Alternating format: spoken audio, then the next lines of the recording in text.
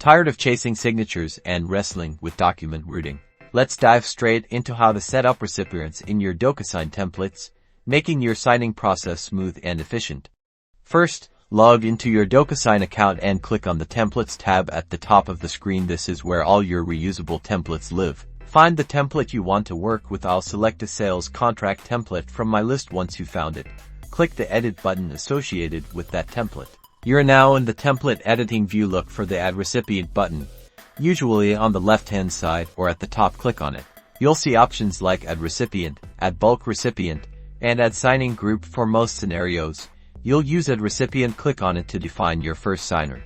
Now, fill in the recipient's details. Enter their name and email address. Crucially, choose the recipient type. This dictates what they do. Needs to sign is common, but you might also use receives a copy for informational recipients or others depending on your needs. Set the routing order. This determines the signing sequence. One means they're the first to sign. After filling the details, click Add Recipient again to add another. Set their routing order to 2 to assign them the second signer position.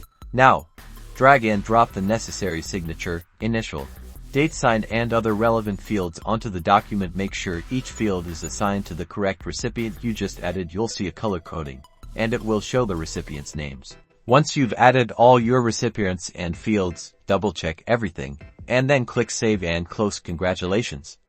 You've successfully set up recipients for your Docusign template, streamlining your document workflows.